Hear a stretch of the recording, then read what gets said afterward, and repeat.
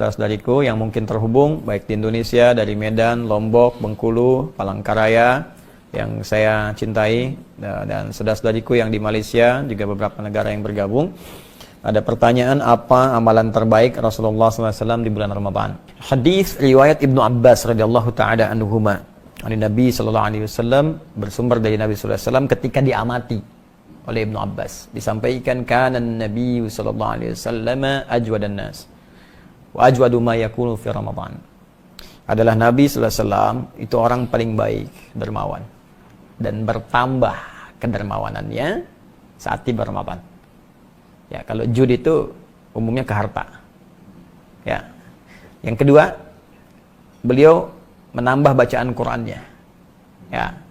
Khina yalqahu Jibril fi kulli lailatin min Ramadan. Khususnya ketika Jibril datang setiap malam Ramadan, itu bertadarus dengan Nabi sallallahu alaihi wasallam. Ya, dua. Jadi satu hadis ini menunjukkan dua amalan. Satu, sedekah. Yang kedua, bacaan Al-Qur'an. Tiga, hadis riwayat Muslim dari Ibnu Umar radhiyallahu taala anhuma, nomor hadis 749. Kalau beda kitabnya, dicek rawinya, riwayatnya. Nabi menerangkan, salatul laili mathna mathna wa idza khasyiya ahadakumul fajra falyutir rak'atan wahidah. Bangun malam itu, salat malam, tunaikan 2 rakaat sampai tak ada batas. Jika khawatir fajar tiba, maka tunaikan 1 rakaat witir. Cepat tutup. Terkait dengan Ramadan, ada hadis khusus, ya, yang langsung diriwayatkan statusnya sahih. Statusnya sahih. Bahkan amalan salat malam ini redaksinya itu diserupakan, identik dengan redaksi puasa. Ya, saya ulang ya. Redaksi ini amalan malam serupa dengan redaksi puasa. Yang puasa, man shoma ramadhana imanan wa ihtisaban ghufira lahu ma taqaddama min dhanbi. Siapa yang menunaikan puasa dengan penuh keikhlasan dan dia sering mengoreksi dirinya saat puasa itu, ya, karena imannya kepada Allah, diampuni dosa-dosa yang telah lalu sampai di hari dia puasa itu. Itu punya dosa berapa banyak? Sama dengan saya, banyak. Nggak terhitung kan? Masuk kita Ramadan, di situ kita tunaikan karena Allah. Salah satu cirinya kita koreksi, introspeksi, kurangnya apa, salahnya apa. Terus banyak istighfar.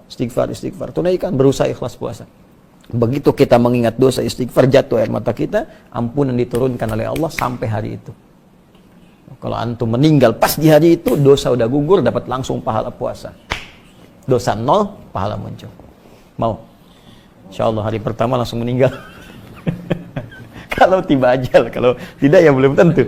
Ya, nah, kalau puasa siang malam, siang, nggak ada puasa malam. Ya, awas, ini penting saya katakan.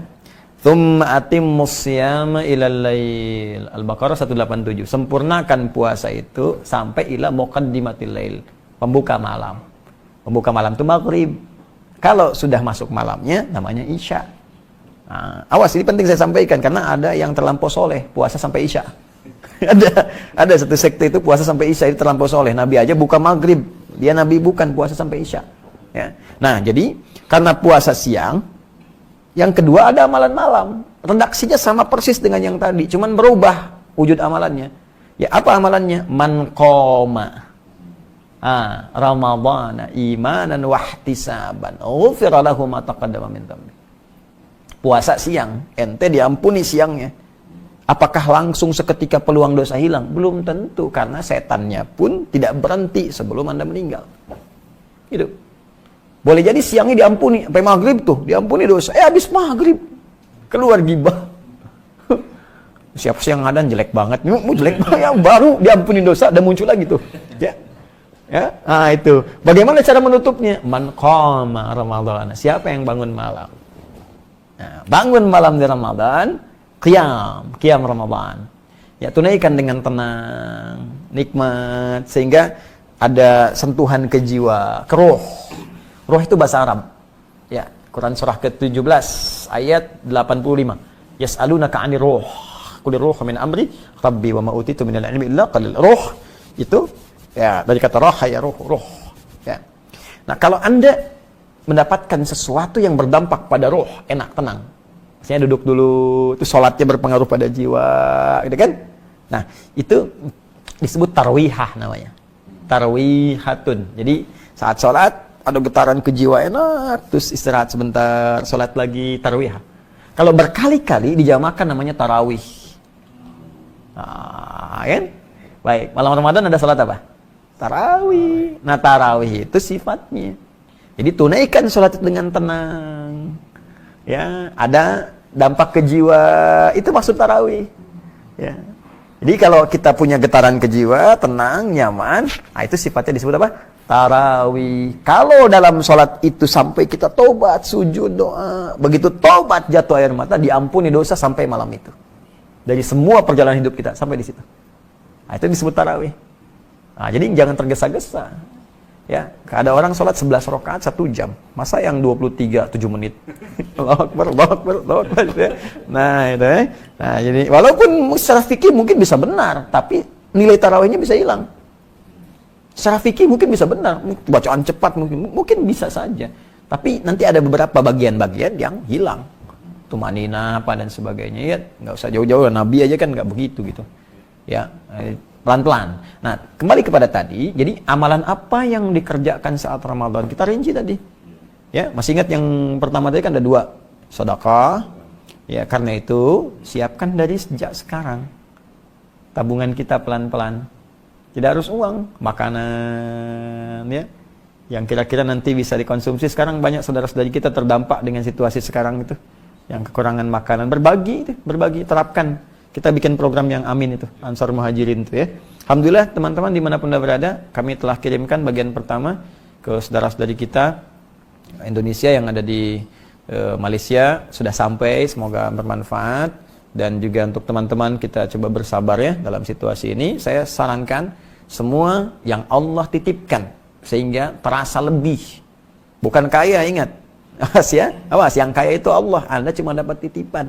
Dan itu dihisab oleh Allah Subhanahu wa taala. Jadi sebelum itu dipindahkan pada orang lain, gunakan secara baik ya untuk memberikan kebaikan kepada keluarga kita, keluarga terdekat dan yang jauh, samping-samping kita.